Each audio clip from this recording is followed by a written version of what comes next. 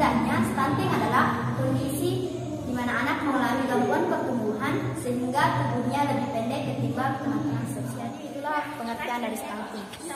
Jadi, apakah penyebab dari stunting? Jadi, faktor penyebab stunting pada anak yaitu kurangnya asupan gizi selama hamil dan kebutuhan gizi anak tidak tercukupi.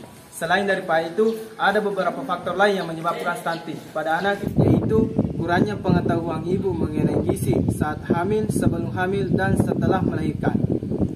2. Terbatasnya akses pelayanan kesehatan, termasuk layanan kehamilan dan postnatal setelah melahirkan. 3. Kurangnya akses air bersih dan sanitasi. Dan yang terakhir, kurangnya akses makanan bergizi karena tergolong mahal. Bagaimanakah pencegahan stunting pada anak? Ada 4 cara pencegahan stunting. Yang pertama, mengonsumsi makanan dengan kandungan nutrisi yang dibutuhkan selama hamil dan selama menyusui. 2. Memberikan ASI yang baik kepada si kecil, seperti memberikan nutrisi eksklusif dan nutrisi penting lainnya seiring pertambahan usia. 3. Rutin memeriksa kehamilan serta pertumbuhan dan perkembangan anak setelah lahir. 4. Menerapkan pola hidup bersih dan sehat, terutama mencuci tangan sebelum makan, serta memiliki sanitasi yang bersih di lingkungan rumah. Apa saja ciri-ciri stunting? Ciri-ciri stunting memuat beberapa poin. Yang pertama, pertumbuhan melambat. Yang kedua, wajah tampak lebih muda dari anak seusianya. Yang ketiga, pertumbuhan gigi melambat. Dan yang keempat, performa buruk pada kemampuan fokus dan memori belajarnya.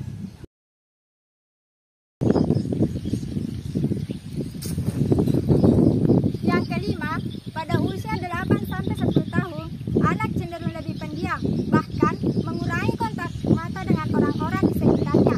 Yang keenam, berat badan balita tidak naik, bahkan cenderung lebih menurun.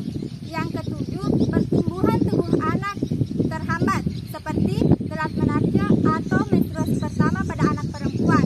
8. Anak lebih mudah terserang penyakit infeksi. Apakah dampak stunting bagi penderitanya?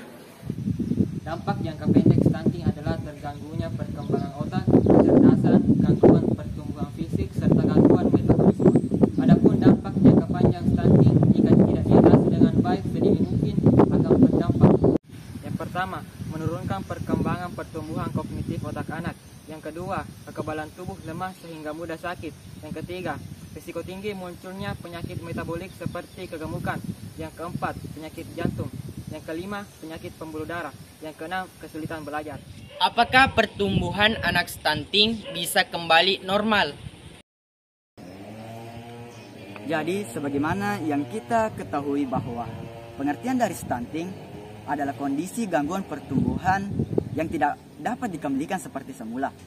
Artinya bahwa jika seorang anak mengalami stunting sejak usianya masih balita, maka pertumbuhannya pun akan terus melambat hingga ia tumbuh dewasa. Generasi muda, cegah stunting dong!